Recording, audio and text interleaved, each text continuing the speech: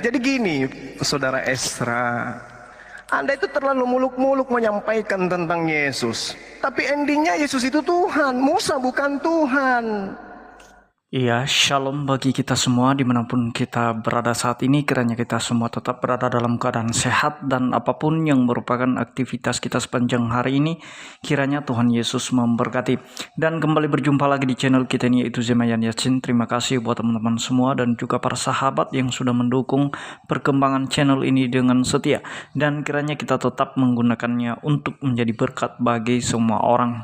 Nah teman-teman, pada video kali ini saya membagikan kepada kita semua perdebatan antara Juma dengan Pendeta Esra Soru, dengan topik pembahasan mereka adalah dari Ulangan 18 ayat 18. Siapakah yang dinubuatkan di dalam ayat tersebut? Apakah nabi dari Arab atau nubuatan tersebut merujuk kepada Yesus Kristus? Mari kita simak video perdebatan mereka yang berikut ini. Jadi gini, Saudara Esra, Anda itu terlalu muluk-muluk menyampaikan tentang Yesus. Tapi endingnya Yesus itu Tuhan, Musa bukan Tuhan. Yesus tidak diterima oleh Bani Israel, Musa diterima. Yesus mau kemana dia pergi? Nabi ini untuk Bani Israel. Rasulullah Muhammad sallallahu alaihi wasallam diterangkan dalam Al-Quran, ya ahlal kitab, wahai Bani Israel, ahli kitab, bukan bahlul kitab, tapi ahli kitab. Qad ja'akum rasuluna yubayyinu lakum katsiran mimma kuntum tukhfuna minal kitabi wa ya'fu an katsir. Jadi Rasulullah Muhammad sallallahu alaihi wasallam diperintahkan oleh Tuhannya Abraham, Ishak dan Yakub datang untuk menyeru Bani Israel. Jadi yang dibihilla manitama ridwanahu subulan salam. Baginda Rasulullah Muhammad SAW adalah satu-satunya jalan keselamatan bagi Bani Israel menuju kepada Tuhan yang datang kepada Nabi Ibrahim. Ingat Saudara Esra, orang-orang Yahudi, saudara-saudara kami Bani Ishak tidak pernah memanggil Tuhan mereka dengan panggilan Yahweh. Yahweh itu dewa, bung. Itu yang Anda harus pelajari. Lalu kemudian, tolong di mute. Ya, tolong di mute. Jadi ketika berbicara mengenai di tengah-tengah saudara-saudaramu, bung, Yesus nggak bisa sampai ke sana, bung. Kalau saudara yang Anda maksud di sini adalah Bani Israel, dalam hal ini Lewi atau dari Benyamin atau dari siapapun dari Bani Yakub, keliru ente, bung. Kenapa? Yesus tak bisa manjat tembok. Kok bisa kayak gitu, bang? Yes, karena di dalam Ulangan 34 nomor 10 diterangkan, seperti Musa yang dikenal Tuhan dengan berhadapan muka, tidak ada lagi nabi yang bangkit di antara orang Israel. Yesus nangis dong. Yesus tidak bisa, karena Tuhan sudah menuliskan kemudian, menjadikan sebuah pernyataan yang sangat jelas dalam kitabnya orang Yahudi. Ulangan 34 nomor 10, sebelum Yesus itu dilahirkan di atas muka bumi, Tuhan sudah mengatakan tidak akan ada lagi nabi yang sama seperti Musa dari Bani Israel. Yesus kemana dong? Yesus kemana dong? Jadi saudara-saudara yang dimaksud di situ adalah saudara dari Bani Israel. Saudara dari Bani Israel itu adalah Bani Ismail. Makanya Yesus mengatakan di dalam kitab saudara, Yesus nih yang berkata, bukan saya. Apa kata Yesus? Belum pernahkah engkau berkata, membaca dalam sebuah kitab, batu yang dibuang oleh tukang bangunan telah menjadi batu penjuru? Hal itu dari pihak Tuhan terjadi, suatu perbuatan ajaib di mata kita. Sebab itu aku berkata kepadamu bahwa kerajaan Elohim akan diambil daripadamu Israel, dan akan diberikan kepada suatu bangsa yang akan menghasilkan buah kerajaan itu. Sekarang siapa yang menggenapi nubuatan kerajaan yang datang kepada Bani Israel yang diterangkan oleh Tuhan kepada Bani Israel ini? Diambil. Bangsa Amerika nggak mungkin, bangsa Cina nggak mungkin, bangsa Indonesia nggak mungkin, bangsa Belanda nggak mungkin. Itu hanya diberikan kepada bangsa Arab, bangsa keturunan dari Nabi Ismail. Catat itu, bung. Yesus tidak akan pernah bisa lolos. Ulangan 34 nomor 10. Saya bacakan lagi pelan-pelan. Seperti Musa yang dikenal Tuhan dengan berhadapan muka. Tidak ada lagi nabi yang bangkit di antara orang Israel. Tidak ada lagi. Tidak, dalam bahasa Ibrani kan Anda tahu sendiri, tidak ada lagi, berarti berulang diri Tuhan mengatakan Yesus tidak bisa duduk di situ. Karena tidak ada lagi nabi yang sama seperti Musa. Berarti Ulangan 18:18 harus nabi yang ada di luar Nabi Musa, Bani Israel, atau jangan-jangan nabi ini adalah nabi yang benar-benar hidup di antara Nabi Musa dengan kemudian sebelum Yesus. Benar-benar dari tengah-tengah Bani Israel, tapi bukan Yesus. Mungkin dia Yosua bin Nun, bisa jadi. Mungkin dia adalah Hezekia, bisa jadi. Mungkin juga dia adalah orang yang sama seperti Musa, tapi tidak tercatat di dalam kitab kalian. Karena kenapa? Kalau Yesus tak bisa dia seperti Musa yang dikenal Tuhan dengan berhadapan muka. Tidak ada lagi nabi yang bangkit di antara orang Israel. Berarti demikian bukan Yesus. Siapa dia? Entah siapa. Kalau itu bukan Rasulullah Muhammad SAW juga tidak apa. Tapi yang pasti, apa yang saya uraikan, bahwa Rasulullah Muhammad SAW dengan mukjizatnya kemudian dia mampu menundukkan kemudian Jazirah Arab. Yesus tidak bisa. Nah, ini yang perlu saudara paham. Demikian. Ya, jadi sebenarnya melihat pembicaraan ini agak panjang dan banyak hal yang perlu bisa ditanggapi hanya karena waktu yang 5 menit dan moderator merinci beberapa poin, jadi saya hanya fokus ke situ saja. Pertama itu adalah saudara di antara saudara.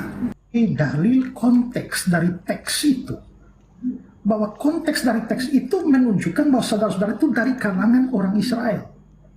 Nah, kalau sekarang semua larinya ke Ismail, dasarnya itu apa?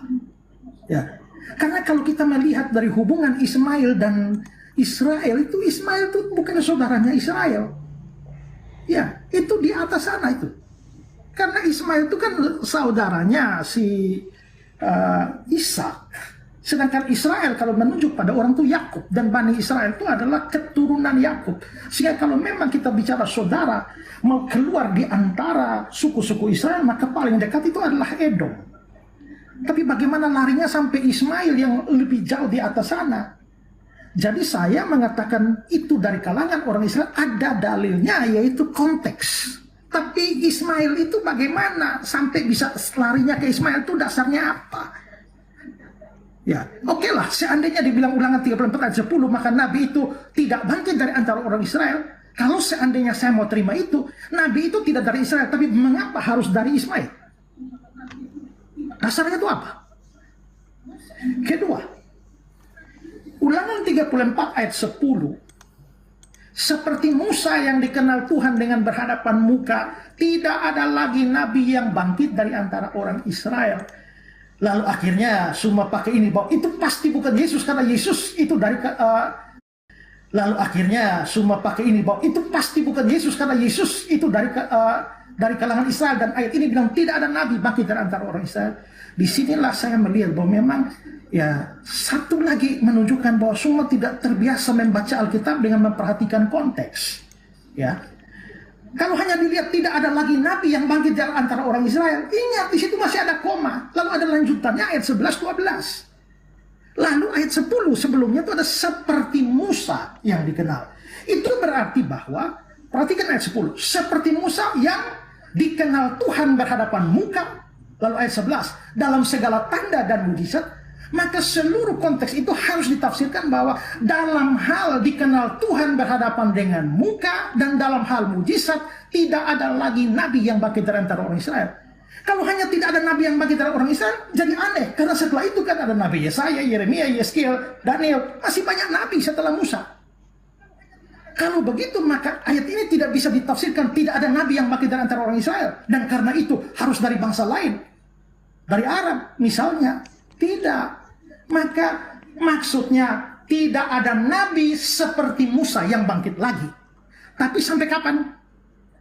Ulangan pasal 34 itu bagian akhir dari kitab Ulangan. Yang pasti bukan ditulis oleh Musa karena di dalamnya ada tulisan cerita tentang kematiannya. Itu berarti bagian ini itu ditulis oleh generasi selanjutnya mungkin oleh Esra. Kalau itu benar, maka sampai zaman itu, maksudnya sampai zaman penulisan Ulangan 34 ayat 10, memang tidak ada nabi bangkit dari antara orang Israel. Dalam hal apa?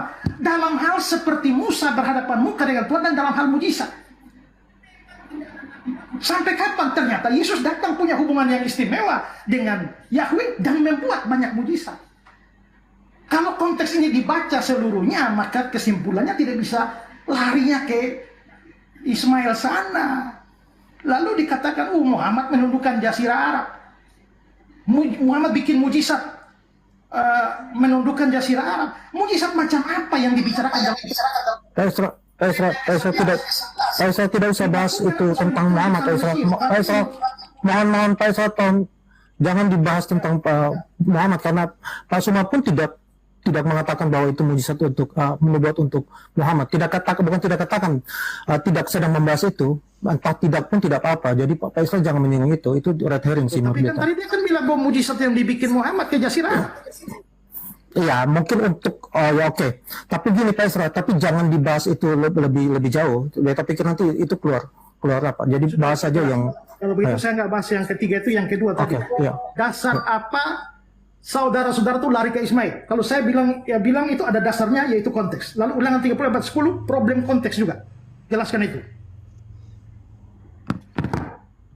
Jadi itu dia video perdebatan mereka teman-teman ya. Memang Ustadz Juma ini dia hanya modal besar suara karena dia pakai songkak ya. Mungkin yang mahal songkaknya itu sehingga suaranya itu bergema seperti orang yang teriak-teriak di atas gunung.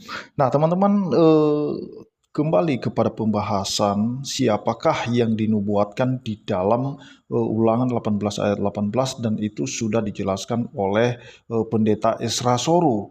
Namun dari argumen si Zuma itu tidak berdasar kalau dia mengatakan bahwa Nabi itu lahir dari keturunan Ismail, karena Ismail bukanlah saudara Israel atau bukanlah saudara Yakub ya, karena saudara Yakub itu adalah Esau. Dan tentu saja Nabi Arab itu bukanlah berasal dari keturunan Esau, melainkan klaim mereka berasal dari keturunan Ismail, dan terpatahkan apa yang menjadi argumen Juma pada saat itu. Nah teman-teman, terkait apa yang dikatakan oleh pendeta Esra Soru, dan itu sudah jelas teman-teman ya, sudah jelas dalam Yohanes 5 ayat 46 sampai 47. Itu merupakan pengakuan Yesus itu sendiri tentang siapakah yang ditulis oleh Nabi Musa dalam kitabnya. Coba kita lihat Yohanes 5 ayat 46 sampai 47 untuk meneguhkan apa yang disampaikan oleh pendeta Esra Soru. Di sana dikatakan oleh Yesus sendiri, sebab jikalau kamu percaya kepada Musa, tentu kamu akan percaya juga kepadaku, sebab ia telah menulis tentang aku. Tetapi jikalau kamu tidak percaya akan apa yang ditulisnya, bagaimanakah kamu akan percaya akan apa yang kukatakan?